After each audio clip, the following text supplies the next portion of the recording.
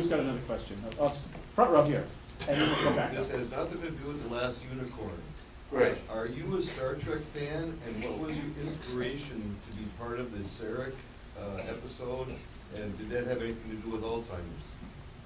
What it had to do with, more than anything, was that it was a very hard winter in Seattle that year, and we were just this side of broke.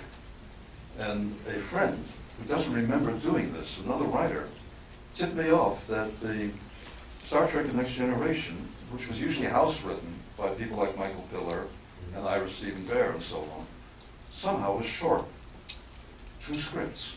And if I hustled my elderly behind down there, I could maybe sell them a story. And I remember, spoken this, I had to get up very early in the morning because I lived in Island off Seattle. And if you wanted to go to LA, you had to be up at 4 to catch the 7 o'clock flight. It was 7 o'clock. And I shot the works on a first-class flight on the theory that if I did get the gig, I would want a couple of drinks on the way back to celebrate. And if I didn't get the gig, I was going to need a couple of drinks. My older daughter and her husband were then living in an area not too far from Paramount Studios. So Jack, my son-in-law, met me at the airport, and I told him, as he was driving me to Paramount, come back in about an hour and a half, hour and 3/4. If I got the gig, you'll know. And if I didn't, just take me away somewhere. So he dropped me off, and I walked into Paramount and met Ira Stephen Bear and Michael Piller and Hans Weimler, and thank goodness, Melinda Snodgrass, the story editor, who wrote some of their best scripts, who's written several really good novels, and I told them a story, which is really all I know to do. Melinda's written about this on her blog.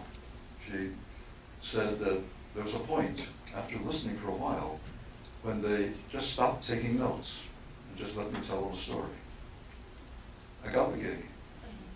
And, well, I didn't know at the time, my son-in-law certainly didn't know, was that it seemed as though the more power you had in television or movies, the scruffier you dressed. So that Ira and Michael clearly put on whatever was closest to bed in the morning. And Melinda was wearing this ratty, well-used leather mini dress.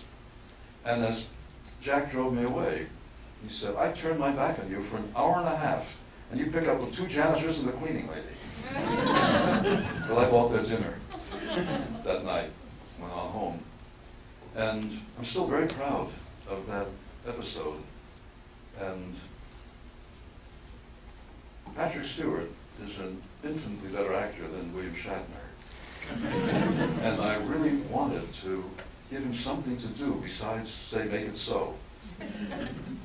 So I did write that sequence where he's mind melded with Sarek, and it's left him badly shaken and in tears. And he did it beautifully, and they had sense enough to end it right there, as Dr. Crush is holding him. So yeah, I'm very proud of that. But I never could sell them anything for Deep Space Nine, which was really my favorite of all the shows. Well, it's my favorite of any show that was under the handicap of not having Lieutenant Uhura on it.